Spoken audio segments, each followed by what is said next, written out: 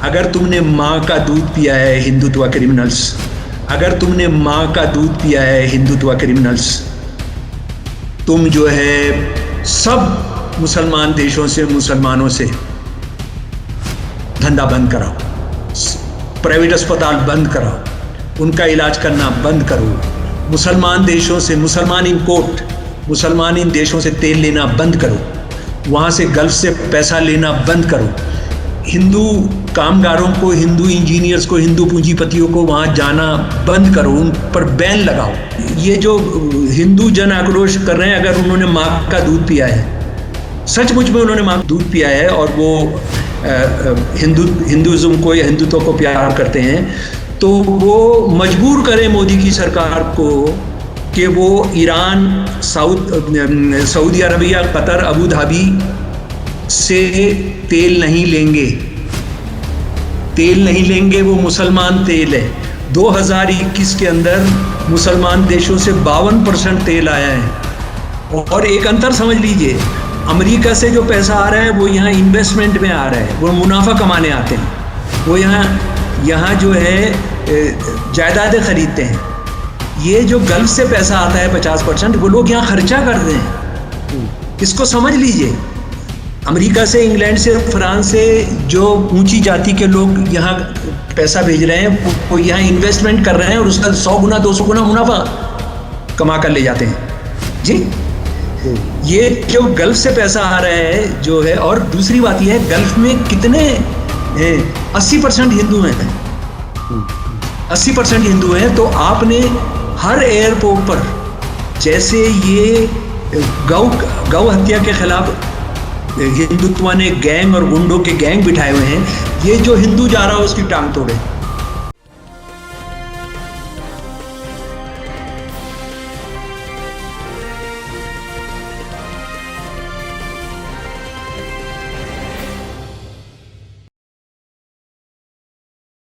Hello, नमस्कार, आदाब, सत श्री अकाल और अस्सलाम वालेकुम। मैं हूं मोहम्मद अहमद काज़मी, लेकर आया हूं आपका पसंदीदा कार्यक्रम आपके रूबरू। इस कार्यक्रम से हम आपको कुछ ऐसी मालूमात पहुंचाने की कोशिश करते हैं जो आमतौर पर आपको दूसरे माध्यमों से, खासतौर पर गोदी मीडिया से तो बिल्कुल नहीं मिलती। और इसमें हम मदद लेते हैं कुछ जानकार लोगों की, ताकि कुछ गहराई से हमारी, आपकी, सबकी मालूमात बढ़ सके, बेहतर हो सके। आज हम एक बार फिर जनाब शमसुल इस्लाम साहब से मुलाकात कर रहे हैं और उनसे कुछ अहम इश्यूज हैं जो बहुत ही गौर करने वाले और समझने वाले हैं। मुल्क में किस तरह से डेमोक्रेसी को तोड़ मरोड़ करके पेश करने की कोशिश की जा रही है, और उसके अलावा वो वाकयात, वो बयानात सरकार के जिम्मेदारों की तरफ से आ रहे हैं जो डेमोक्रेसी और संविधान के बिल्कुल बरखिलाफ हैं। इस बीच में हम इस प्रोग्राम में, इस इंटरव्यू में, सबसे पहले हम याद करेंगे शहीद भगत सिंह को और राजगुरु सुखदेव जी को। ये उनका हक है, हमारे ऊपर एक जिम्मेदारी है कि वो जो कुछ बता करके गए, देश की आजादी के लिए जो कुर्बानियां दी, उनको हमें याद करता रहना चाहिए। दूसरी जो खबर हमारे पास है वो मुरादाबाद से है। एक लड़की जो मजबूरी की हालत में आत्महत्या करती है और उसकी शिकायतों पर पुलिस ने जब कार्रवाई नहीं की और उसको बहुत ज्यादा सताया गया, तब उसने आखिरी इच्छा के तौर पर पुलिस से कहा कि कम से कम मेरे मरने के बाद तो कम से कम जालिमों के खिलाफ कोई कार्रवाई करो। वो कार्रवाई होगी या नहीं होगी वो वक्त बताएगा, लेकिन बहुत ही सेंसिटिव इशू है। कोई एक बच्ची मौत को गले लगा ले सिस्टम से परेशान होकर के, और वो अपने आप को सेफ महसूस ना करे, मैं समझता हूं देश के लिए बहुत बड़ी शर्म की बात है। तीसरी खबर, महाराष्ट्र में बहुत ही कम मुद्दत में 50 ऐसी रैलियां हो चुकी हैं जिसमें लव जिहाद और लैंड जिहाद और बाइकॉट, मुसलमानों के बाइकॉट की बहुत ही जोरदार अंदाज में कोशिश की जा रही है। महाराष्ट्र में यह हुआ है, मुल्क भर में दूसरे तरीकों से भी हो रहा है, उस पर हम बात करेंगे और साथ साथ ये समझने की कोशिश करेंगे कि क्या भारत की सरकार जैसे मुल्क के अंदर मुसलमानों के खिलाफ नफरत को बढ़ावा देने का काम कर रही है। बढ़ावा देने का मैं इसलिए कह रहा हूं कि जो लोग गलत कर रहे हैं, जो लोग नफरत फैला रहे हैं, उनके खिलाफ कोई कार्रवाई नहीं हो रही, उनकी हिम्मत अफजाई हो रही है। अब हम ये जानना चाहेंगे कि क्या भारत सरकार मुस्लिम मुल्कों से जो ताल्लुकात और तेल का इंपोर्ट और दूसरे किस्म के फायदे हासिल करती है, क्या उससे भी बचेगी? ये कई अहम सवालात हैं जिस पर हम बात कर रहे हैं जनाब शमसुल इस्लाम साहब से। वेलकम है सर, आपका वेलकम है, आप हमें वक्त दे देते हैं उसके लिए बहुत बहुत शुक्रिया। आपसे बिल्कुल शुरुआत में हम शहीद भगत सिंह को एक तरह से उनको रिस्पेक्ट देना जो है वो हमारी जिम्मेदारी है। आप बताइए इस मौके पर क्या कुछ कहना। आज का जो दिन है वो भगत सिंह, राजगुरु, सुखदेव, हमारे महान इनकलाबियों का 92वां शहादत दिवस है। 92 साल पहले उनको रावी के किनारे बहुत गुप्त अंदाज के अंदर उनकी अर्थियां जला दी गई थी। और हमने, आज़ाद भारत ने क्या किया कि उनको एक मूर्ति में बदल दिया, उनको एक पूजनीय स्थिति में बदल दिया। उनके विचार क्या थे वो हमने उस बारे में बिल्कुल भी फिक्र नहीं की। और इस इनकलाबी टोली के जो नेता थे भगत सिंह 6 ज़बानें जानते थे। जेल में रहते हुए उन्होंने देसी घी या अचार या कपड़ों की मांग नहीं की, वो लगातार मांग करते रहे कि मुझे किताबें दीजिए। वो उर्दू, हिंदी, पंजाबी, बंगाली, मराठी जानते थे, लिख सकते थे, अंग्रेजी ऑफ कोर्स उसमें शामिल थी। और क्या काजमी साहब, आप यकीन करेंगे कि 200 से ज्यादा किताबें उन्होंने जेल में मंगाकर पढ़ी। और वो जेल से अपने दोस्तों को खत लिखते थे कि फला लाइब्रेरी में एक किताब है, हमें दे दीजिए। और ये उन्होंने किताब मंगाने का बड़ी लंबी भूख हड़ताल करके लिया था। ये एक ऐसा क्रांतिकारी था, इसीलिए वो सबसे बड़ा महान इनकलाबी भी माने जाते हैं भगत सिंह जी। और भगत सिंह के जो दस्तावेज हैं, जो लेख हैं, वो विदेशी यूनिवर्सिटीज में पढ़ाई जाते हैं, लेकिन हमारे ना स्कूल में ना कॉलेज में उनकी तस्वीर, उनकी शहादत दिवस की बात तो होती है, लेकिन उन्होंने क्या लिखा है, उन्होंने इतना ज्यादा लिखा है उर्दू, हिंदी, अंग्रेजी, पंजाबी के अंदर कि उसको एक जमा करना बहुत बड़ा काम है। हालांकि उनके जो भांजे हैं प्रोफेसर जगमोहन सिंह, उन्होंने उसको जमा करने की कोशिश की है। और मैं मीडिया स्टार वर्ल्ड के साथियों से कहूंगा कि आप जगमोहन सिंह जी के जो है बोलना या उनका लिखना, उसको पढ़ें। और भगत सिंह ORG एक साइट है, उस पर जाकर देखें। तो भगत सिंह का एक चीज जो हम सब जानते हैं वो है, उन्होंने इनकलाब जिंदाबाद का नारा लगाते थे। जेल के अंदर, जेल के आते हुए, जेल से जाते हुए। और इनकलाब जिंदाबाद यानी लॉन्ग लिव रेवोल्यूशन जो है, इसने सारी दुनिया में उस नारे को पॉपुलर कर दिया। ये उनको उसका श्रेय जाता है। लेकिन हम में से बहुत कम लोग जानते हैं कि ये नारा एक मौलाना हजरत मोहानी ने लिखा था। ये नारा जो है हजरत मोहानी साहब का था। हजरत मोहानी साहब वो भी हैं जिन्होंने अहमदाबाद कांग्रेस के अंदर अशफाकुल्लाह और राम प्रसाद बिस्मिल की मौजूदगी में पूरी आज़ादी का प्रस्ताव भी रखा था, लेकिन कांग्रेस और गांधी जी उससे थोड़ा डर गए थे और उनका प्रस्ताव पास नहीं होने दिया गया था। खैर, वो एक अलग बहस है। पर आज भगत सिंह के साथ जो यहाँ हो रहा है, और हम भी उसको देख रहे हैं और उसके बदले में कुछ नहीं करते हैं।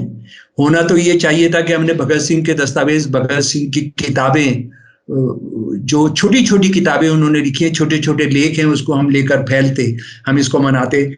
हम भी बस ज्यादा से ज्यादा उनकी तस्वीर को नमन कर देते हैं। लेकिन भगत सिंह के साथ जो आजाद देश में होना था, उसके बारे में सन 1948 में काजमी साहब, मशहूर शायर शंकर शैलेंद्र, जो फिल्मी शायर भी हैं, उन्होंने जो लिखा था, मैं वो कुछ पंक्तियां आपको सुनाना चाहता हूं जी। भगत सिंह, इस बार न लेना काया भारतवासी की, देशभक्ति के लिए आज फिर सजा मिलेगी फांसी की। मत समझो पूजे जाओगे क्योंकि लड़े थे दुश्मन से, पहनेगी हथकड़ी भवानी रानी लक्ष्मी झांसी की। यानी भगत सिंह ही नहीं, रानी लक्ष्मीबाई की भी हथकड़ी लगेगी। यदि जनता की बात करोगे तुम गद्दार कहलाओगे, बम शम की छोड़ो भाषण दिया कि पकड़े जाओगे। निकला है कानून नया, चुटकी बजते बन जाओगे, न्याय अदालत की मत पूछो, सीधे मुक्ति पाओगे, सीधे फांसी पर चढ़ाए जाओगे। आज जो हो रहा है इस देश के लोगों के साथ 48 के अंदर, शंकर शैलेंद्र ने भगत सिंह के माध्यम से बहुत साफ करके रख दिया था। और मैं बार बार कहता हूं, आपके चैनल पर भी शायद कहा है कि आज भगत सिंह ही नहीं, गांधी, विवेकानंद भी अगर दोबारा जिंदा होकर आ जाएं तो उनको हिंदुत्व के जो गुंडे हैं, हिंदुत्व के जो लफंगे हैं, वो 5 सेकंड नहीं लगेंगे लिंच करने में उनको, वो उनको मार देंगे। क्यों मार देंगे? क्योंकि ये एक समतावादी समाज की बात करते थे, ये हिंदू मुसलमान की एकता की बात करते थे, ये कहते थे कि ये देश बचेगा तो हमने सब धर्मों के लोगों ने मिलकर रहना होगा, हमने शूद्रों को, दलितों को उनको अधिकार देने होंगे। भगत सिंह का लेख है शूद्रों की समस्या, भगत सिंह का लेख है सांप्रदायिकता की समस्या, कि कैसे ऊंची जाति के हिंदू और मुसलमान इसको फैलाते हैं। भगत सिंह ने शादी के बारे में कहा कि अगर औरत मर्द की बराबरी नहीं होगी तो वो एक तरह से रेप होता है, वो एक तरह से जिना होता है अगर आप बराबर का हक नहीं देंगे तो। उन्होंने एजुकेशन के बारे में कहा कि एजुकेशन उनकी आम भाषा में होना चाहिए। तो आप इसको अच्छे तरीके से समझ लें कि आज भगत सिंह को हमने पूजने की एक स्थिति बना दिया, उनकी मूर्तियां लगा दी हैं, लेकिन भगत सिंह की किताब हमने पढ़ने की कोशिश नहीं की। मैं आपसे रिक्वेस्ट करूंगा कि आप इसको डालें, आप मेरा मोबाइल, आप मेरा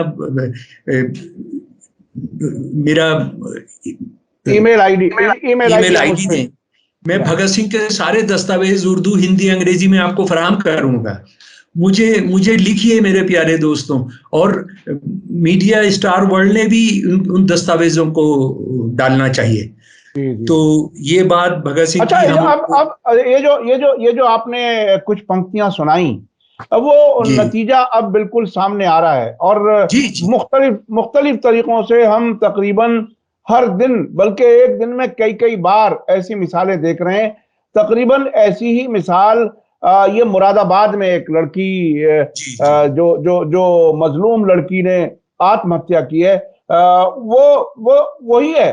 देखिए, किसी को फ्रेम करके और तस्वीर पर कुछ फूल लगा देना वो काफी नहीं होता। किसी भी बुजुर्ग की टीचिंग्स को, उनके नजरियात को, उन्हें सीखना समझना जरूरी होता है। मुरादाबाद वाले वाकये पर आप क्या कहेंगे? काज़मी साहब, इस देश के लिए शर्म की बात है। मुझे लगता है कि इस देश से ज्यादा शर्मसार ये यूपी के शासक नहीं कर सकते हैं। और वो जो बंदा है, वो केसरिया कपड़े पहनता है, अपने आप को साधु बोलता है, और वो ये कहता है कि यहाँ कोई लड़की नहीं छेड़ी जाएगी। और वो लड़की छेड़ने से मतलब ये था कि उसका सिर्फ मुसलमान होते हैं। वो मजनू स्क्वाड बनाए थे उन्होंने, है ना। लेकिन आप जानते हैं कि किस तरह से उत्तर प्रदेश के अंदर मुसलमान लड़कियों को तो छोड़िए, जितनी हिंदू बच्चियों के साथ, गैर मुसलमान बच्चियों के साथ बलात्कार हो रहे हैं, उसके बाद तो एक से एक शर्मनाक घटना है। और ये लेटेस्ट शर्मनाक घटना मार्च के पहले हफ्ते के अंदर हुई है। एक बच्ची है मुरादाबाद की, 12 साल, 12वीं क्लास के अंदर, 11 साल की। 10 दिन पहले उसके साथ जो कुछ हुआ था उससे परेशान थी, और उससे पहले भी हो रहा था। उसको ये 12वीं क्लास करते थे। 12वीं क्लास की लड़की तकरीबन 16-17 साल की होनी चाहिए, मुझे ऐसा लगता है।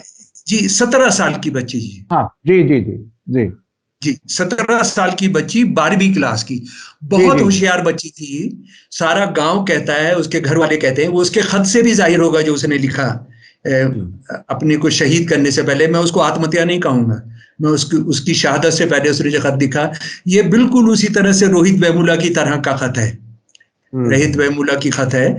और हम जानते हैं कि उन्नाव हो, हाथरस हो, दूसरा अलीगढ़ में रेप केसेस हो, किस तरह से सारे गुंडे जो हैं वो छूट जाते हैं।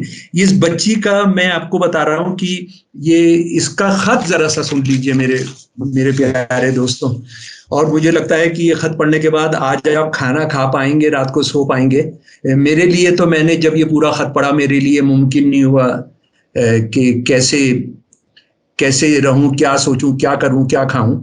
उसने, बच्ची ने शहीद होने से पहले लिखा, ये लोग मेरे सपनों को, यानी जो बलात्कार करने की कोशिश कर रहे थे, उसको टीज करते थे, उसको छेड़ते थे, उसके घर में घुस आते थे, उसके माँ बाप को पिस्तौल दिखाते थे कि तुम्हें मार देंगे अगर तुम लड़की को हमें इस्तेमाल नहीं करने दोगे।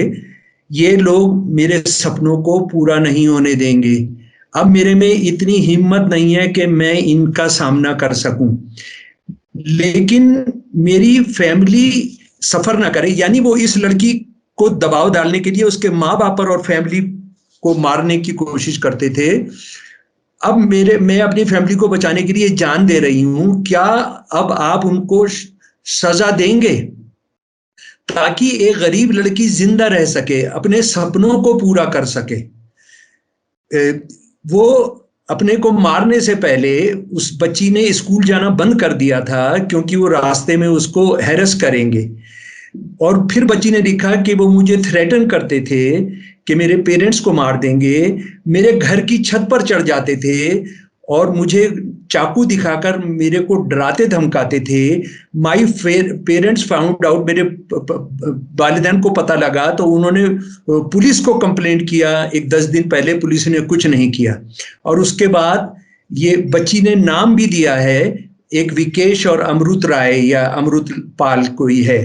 अच्छा, एक इसमें खास बात यह है कि ये जो पिताजी हैं उन्होंने बयान दिया है कि मैंने इनमें से एक आदमी को होली के दिन अपने घर में घुसा हुआ पाया है और वो मेरी बच्ची के साथ बदतमीजी कर रहा था और मेरी बच्ची रो रही थी और उसको खींच रहा था, उसको पीट रहा था।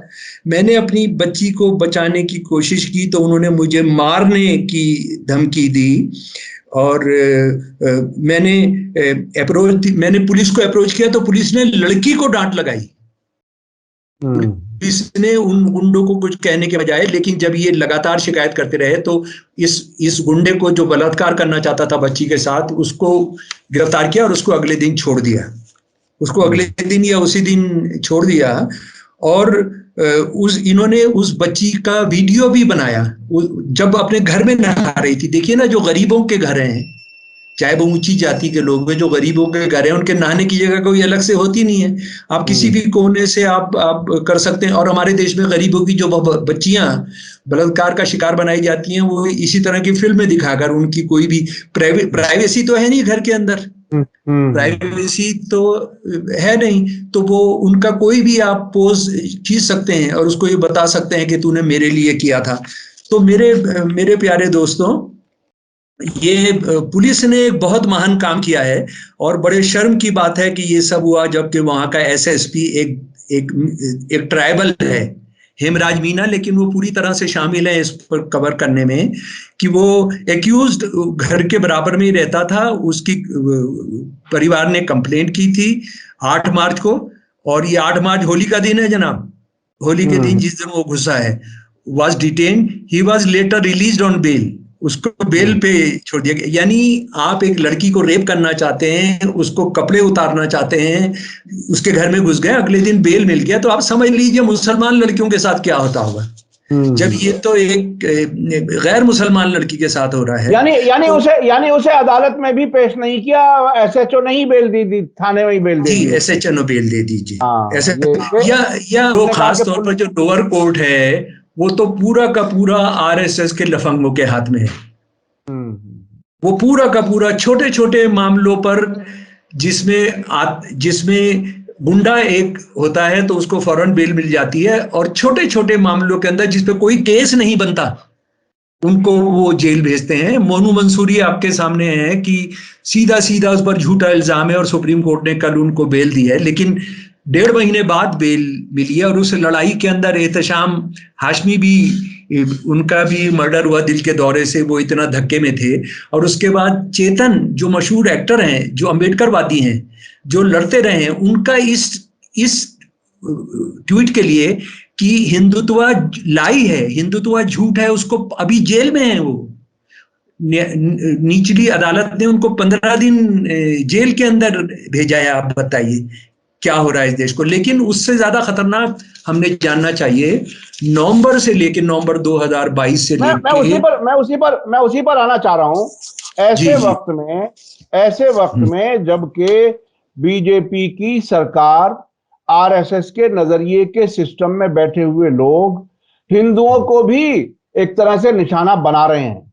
ऐसे वक्त में जबकि बड़ी तादाद में सफर करने वाले लोग खुद हिंदू हैं, जी, ऐसे वक्त में महाराष्ट्र में ये 50 रैलियां, जिनमें अक्सरियत, मैं समझ सकता हूं कि भीड़ जिस तरह से इकट्ठी की जाती है उसमें बहुत मुमकिन है कि दलित भी उसमें काफी हों, दूसरे लोग भी काफी हों हिंदुओं में से, और वो मुसलमानों के बाइकआउट की बात करते हैं, लव जिहाद जो एक नारा बना दिया गया उसके खिलाफ नारे लगाते हैं, और उसके खिलाफ ये क्या है, मतलब असल में काजमी साहब इतनी वो अंधभक्ति।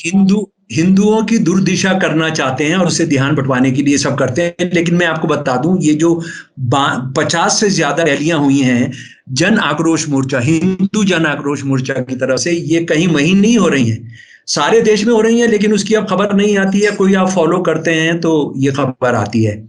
इन 52 में क्या किया गया है, इन 52 के अंदर ये किया गया है कि मुसलमान लव जिहाद करते हैं। तो मुसलमान कितना लव जिहाद करते हैं तो मुरादाबाद बच्ची से पता लग रहा है ना जी, मुसलमान कितना लव जिहाद कर रहे हैं। फोर्स कन्वर्जन करते हैं, जबरदस्ती ये धर्म परिवर्तन कराते हैं। 1000 साल के राज में हिंदू 80% रहे, ये कितना धर्म परिवर्तन कराते हैं, है ना।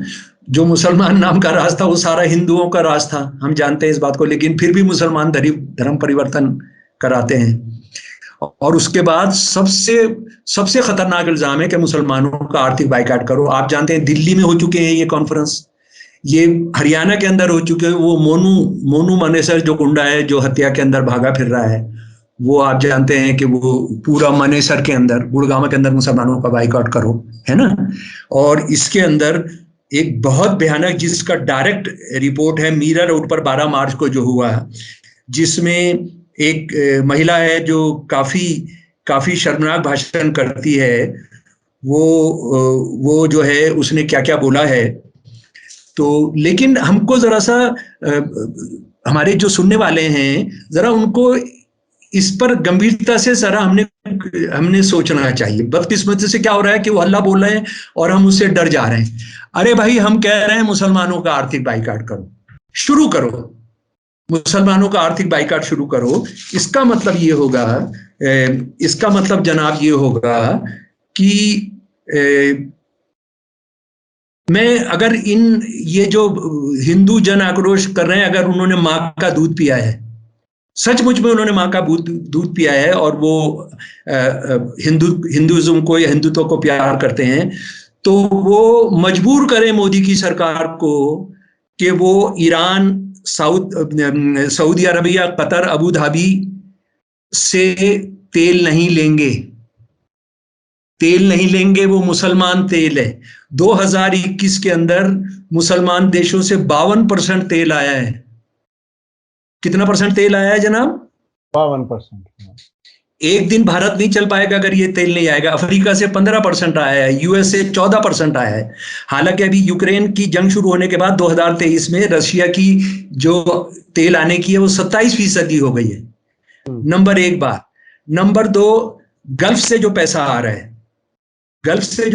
आ रहा है, वो आप अंदाजा कर सकते हैं कि सारी दुनिया से जो रेमिटेंस आ रहे हैं, जो पैसा आ रहा है, 83 खरब डॉलर सारी दुनिया से भारत में आता है। उसमें से 50% सिर्फ गल्फ देशों से आता है। और एक अंतर समझ लीजिए, अमेरिका से जो पैसा आ रहा है वो यहाँ इन्वेस्टमेंट में आ रहा है, वो मुनाफा कमाने आते हैं, वो यहाँ जो है जायदादें खरीदते हैं। ये जो गल्फ से पैसा आता है 50%, वो लोग यहाँ खर्चा करते हैं। इसको समझ लीजिए। अमेरिका से, इंग्लैंड से, फ्रांस से जो ऊंची जाति के लोग यहाँ पैसा भेज रहे हैं, वो यहाँ इन्वेस्टमेंट कर रहे हैं और उसका 100 गुना 200 गुना मुनाफा कमा कर ले जाते हैं जी। ये जो गल्फ से पैसा आ रहा है जो है, और दूसरी बात यह है, गल्फ में कितने 80% हिंदू हैं, 80% हिंदू हैं। तो आपने हर एयरपोर्ट पर, जैसे ये गौ हत्या के खिलाफ हिंदुत्व ने गैंग और गुंडों के गैंग बिठाए हुए हैं, ये जो हिंदू जा रहा है उसकी टांग तोड़े, जो मुसलमान देश जा रहा है उसकी टांग तोड़े, उसका वीजा तोड़े, जो गल्फ जा रहा है, जो सऊदी अरबिया जा रहा है, जो कोयत जा रहा है, उसकी टांग तोड़े। ठीक है भैया। उसके बाद जरा सा हम अस्पतालों में आ जाए। अस्पतालों में आप ये समझ लीजिए कि 2015 के अंदर गल्फ देशों से 2,33,918 मरीज आए थे।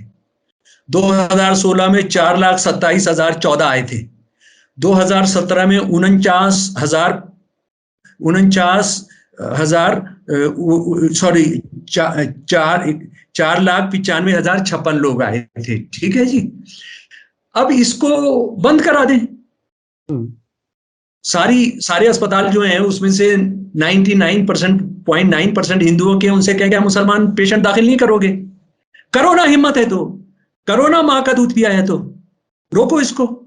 और अभी अडानी जब मुश्किल में फंसा था, और अडानी के अंदर अबू धाबी का जो मुसलमान राजा है, 2022 के अंदर $2 खरब उसने अडानी में इन्वेस्ट किया था। $2 खरब, जिसको मैं गिनती नहीं कर सकता हूं हिंदी में। 164 खरब 4 करोड़ 20 लाख पता नहीं कितना, 165 खरब 165 खरब रुपया 2022 के अंदर। और अभी जब अडानी डूब रहा था, उसका कोई शेयर खरीदने को तैयार नहीं था। 23 जनवरी 2023 को 400 मिलियन अबू धाबी ने फिर लगाया। आप हुक्मनामा जारी करें कि हम अडानी की गर्दन काटेंगे, क्योंकि अडानी जो है ये मुसलमान देश का पैसा ले रहा है जी। और दूसरी बात हम ये करें कि वो इंडिया का जो मेडिकल इंडस्ट्री है वो सिर्फ $4 खरब का है। ये सरकारी आंकड़ा मैं बता रहा हूं आपको जी। और गल्फ से जो मरीज आकर पैसा आमदनी करा रहे हैं वो 8 खरब डॉलर है। समझ गए भाईजान? करो, बाइकआउट करो। वो नहीं करेंगे क्योंकि वहां नहीं, हमने असल में बदकिस्मती से इस देश के प्रगतिशील हिंदुओं का काफी डरे हुए हैं। मुसलमान तो डरे हुए हैं, वो जाके इनको उस जगह चुनौती नहीं देते हैं। वो वहां जाकर नहीं लड़ते हैं। उन्होंने वो अपने जो कानपुर के थे, मैं नाम भूल रहा हूं उनका, पत्रकार, वो दंगों के बीच में जाकर वो शहीद हो गए थे, गणेश शंकर विद्यार्थी। जी। आज बदकिस्मती से वो हिंदू मिसिंग है। आप जाइए जहां ये हो रहा है, आपकी पिटाई होगी, लेकिन आप पूछेंगे ना, आप ये सवाल तो उठा सकते हैं ना।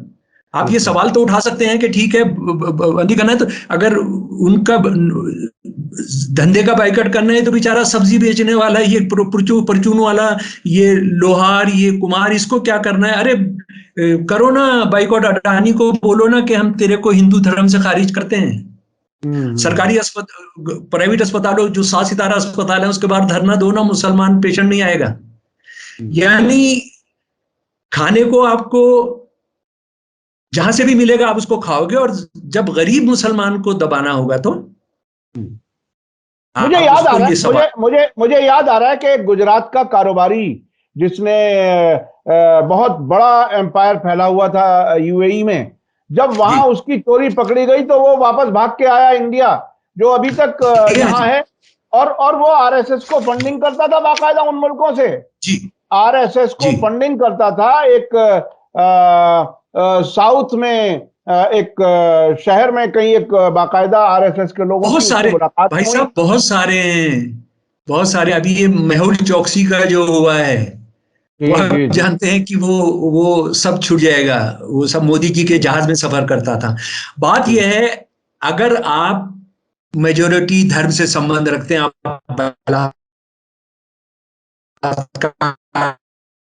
कर सकते हैं, आप बैंक लूट सकते हैं। आप मुसलमानों को तो छोड़िए, आप हिंदू गरीबों को नहीं छोड़ेंगे। लेकिन अगर आप माइनॉरिटी से हैं तो आप फौरन आप फांसी पर लटकाए जाएंगे। आप फौरन फांसी पर लटकाए जाएंगे। तो काज़मी साहब, इसका नतीजा क्या होगा?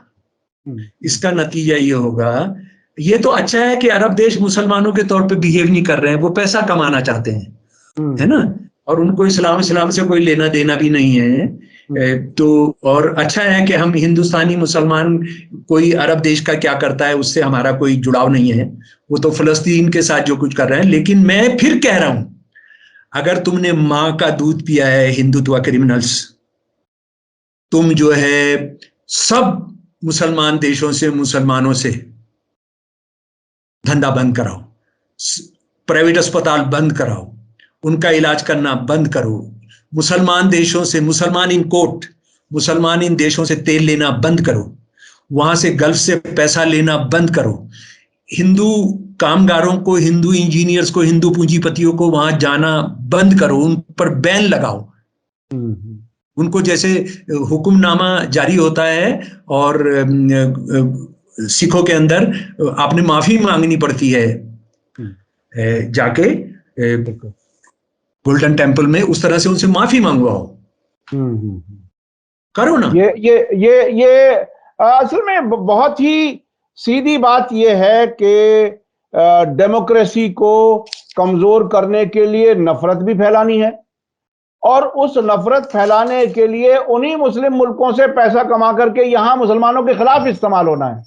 जैसे जैसे जैसे कभी कभी मुझे याद है कि जब आजमी साहब, एक मिनट, मुसलमानों के खिलाफ नहीं, इस देश के आम गरीबों के, आम हिंदुओं के खिलाफ हो रहा है। देखिए, मैं इस बारे में बहुत साफ हूं। जी जी जी, बिल्कुल बिल्कुल। कि मोदी जी जो है सिर्फ मुसलमानों के खिलाफ नहीं है। सही। मोदी जी इस देश की समतावादी, मोदी जी आरएसएस से आते हैं, हिंदू राष्ट्रवादी हैं, तो वो समता में तो विश्वास करते ही नहीं है। वो तो कहते हैं कि सफाई कर्मचारी जो हैं, जो पखाना साफ करते हैं, ये स्पिरिचुअल, इनको अध्यात्मक वो मिलती है मुक्ति जब वो ये काम को करते हैं। वो किसी मजबूरी में नहीं कर रहे हैं इस काम को। अगर अगर अगर वो जवाब में कहें कि आप ही आध्यात्मिक मुक्ति ले लो तो आप ही करने लगो, फिर क्या जवाब है इनके पास ना? वो तो वही तो प्रॉब्लम हो जाएगा। यानी और ये सीनियर आईएएस गुजरात के उसमें उनका भाषण है। जी जी जी।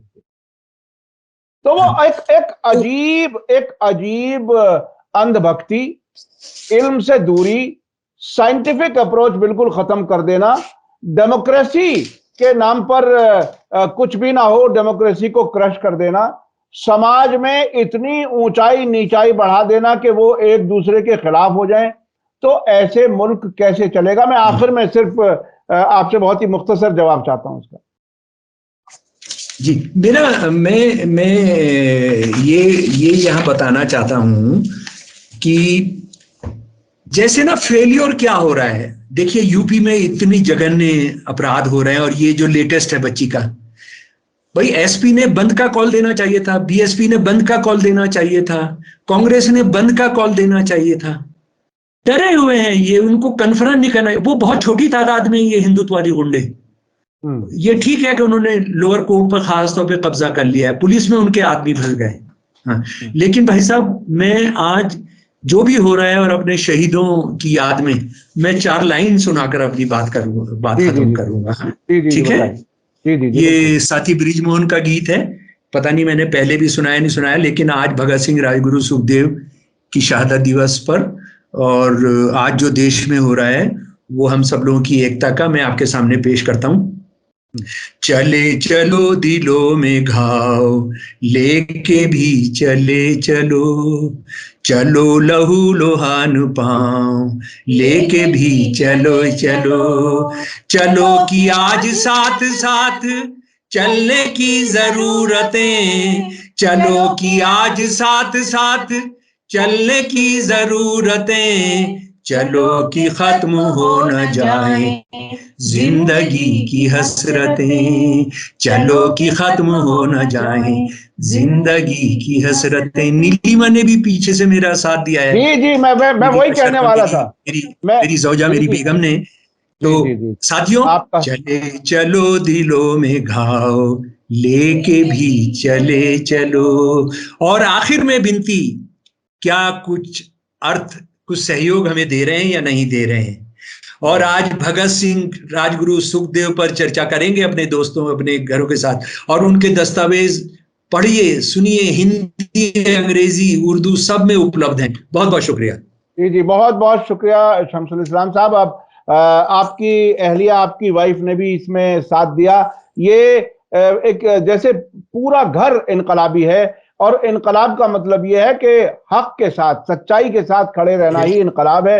इनकलाब का कोई और मतलब नहीं होता। जैसे जिहाद का नाम को जिस तरह से बिगाड़ करके पेश किया जाता है, इसी तरह से इनकलाब को भी शायद कुछ दिन के बाद गाली समझने लगे ये हिंदुत्ववादी। लेकिन आप एक मजबूती से अपनी बात रखते हैं, बाकायदा सबूतों के साथ रखते हैं, रीजनिंग के साथ रखते हैं, और ताकत कोई भी सामने हो, हक की बात करते रहना। आपने बहुत ही मजबूती से काम किया। आज मुरादाबाद की बच्ची को ना भूलें, आज भगत सिंह, राजगुरु, सुखदेव की कुर्बानी को ना भूलें। बहुत बहुत शुक्रिया। बहुत बहुत शुक्रिया, बहुत बहुत शुक्रिया शमसुल इस्लाम साहब। इसी के साथ मुझे दीजिए इजाजत। धन्यवाद, शुक्रिया। जय भारत, जय हिंद। मीडिया स्टार वर्ल्ड के और वीडियो देखने के लिए हमारे चैनल को सब्सक्राइब करें और सीधे नोटिफिकेशन पाने के लिए बेल आइकन दबाएं। और अगर हमारी खबर सच्ची और अच्छी लगे तो अपने व्हाट्सएप, इंस्टाग्राम, फेसबुक और ट्विटर अकाउंट पर जरूर शेयर करें।